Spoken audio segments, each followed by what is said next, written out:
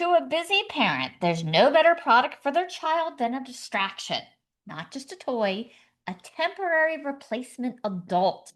Something that can kind of more or less babysit your kid while you call together dinner, pay bills, cycle laundry, or about 12 other crucial tasks. So just sticking kids in front of the TV isn't good. Too much screen time. So, in the spirit of kid distraction, the world was taken by storm by a tape recorder stuffed inside a bear. Enter Teddy Ruxpin. Who doesn't remember that creepy little bastard? He would read your child literature. And when I say literature, I mean that very loosely. Not Dickens, but maybe the Velveteen Rabbit to get your child a blast of soul enriching tragedy at the age of 7. The original 1985 model was about as cuddly as a brick. But here's the selling point. It came with a friend, sold separately, of course, because one sentient toy watching your child wasn't enough. No, let's make it a duo, and his name was Grubby.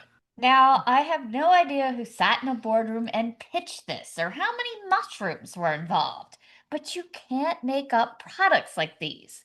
Grubby was an octopede, an eight-legged creature. Not exactly an octopus, but similar. I guess a fellow woodland creature, like, say, a rabbit, would make too much sense. He's Teddy's best friend, known for an insatiable appetite for root stew. Root stew? Stew.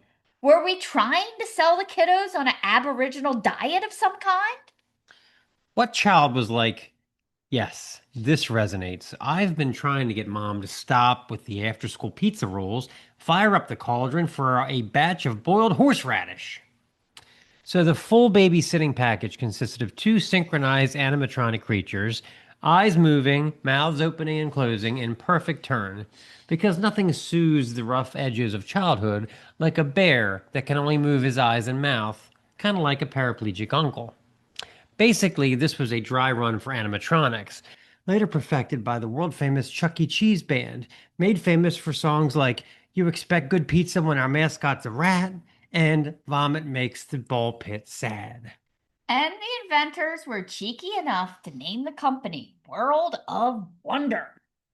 Fast forward to 2017, Teddy evolves. He ditches the clunky tape recorder and upgrades to a microchip, making him actual software. And Soft is really doing the heavy lifting there. See what I did? Because he's still horrifying. The new teddy bear has LCD eyes that change shapes, hearts, stars, and music notes to match the mood of the story. Just like when Aunt Claudette reads me A Great Day for Up. And notice what they didn't bring back. No Grubby, which means Grubby is definitely homeless now. Out on the strip, cardboard sign. Even Pee Wee Herman was quoted as saying, I'm so glad I'm not an analog arthropod. Ha ha. The other members of the Playhouse echoed unanimous agreement. But the real nightmare is the troubleshooting guide for this huggable model. If Teddy doesn't respond when you press his right paw or his left paw, pause, check to see if the internal button has shifted within the stuffing or if a wire has come loose. It's all right, sweetie. He's just got some loose internal organs. If Teddy weren't turned on, use a Phillips head screwdriver to open the battery compartment on his back under his vest and replace the batteries. Nothing is more emotionally scarring to a child than watching their father perform open bear surgery, especially when you had to bug him about it for 2 straight weeks and he's finally doing it 3 beers in while cussing at the football game on TV.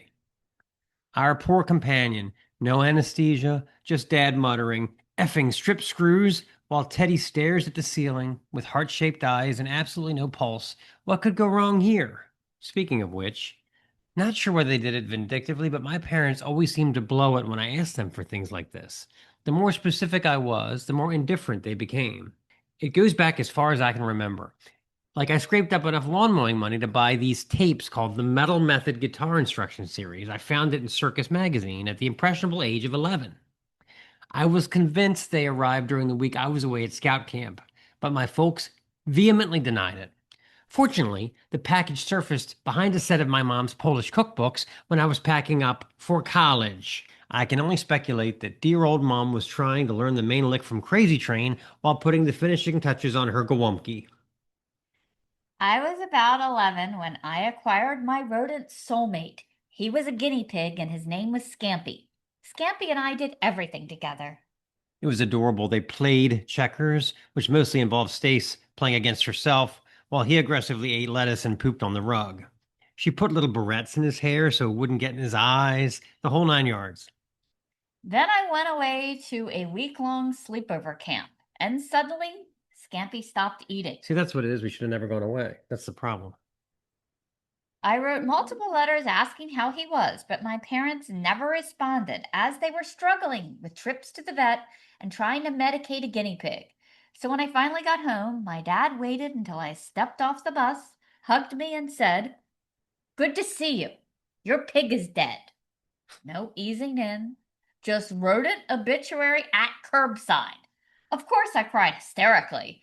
Came to find out my guinea pig was depressed because I was gone, which is an emotional burden no child should have to carry. In the end, I never got another guinea pig, ever, due to guinea pig PTSD, or as I call it, GP PTSD. Another doozy from my household took several years of therapy to get over. Comes to mind, I think I was about 9 or 10. And yeah, the cool sneaks of the period were Adidas, preferably with green stripes. I asked my parents for a pair, and they seemed to oblige miraculously, possibly knowing that at such a tender young age I wasn't equipped to count the stripes. I wore them several times, but my shining hour came at a birthday party on a decidedly muddy day. After a great time chasing balls and wreaking havoc, all shoes were caked in mud. As a service, the host mom collected all of the muddy shoes for a quick wash dry. Needless to say, after one cycle in the dryer, it became abundantly clear to everyone who had the knockoffs. These shoes didn't just melt, they metamorphosized into what looked like blocks of hardened macaroni.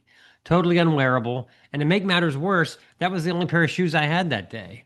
I can only hope that the 20 to 30 bucks that my parents saved were worth swapping my sense of self-worth for, as I went home with trash bags that the mom had carefully taped to my feet in lieu of shoes.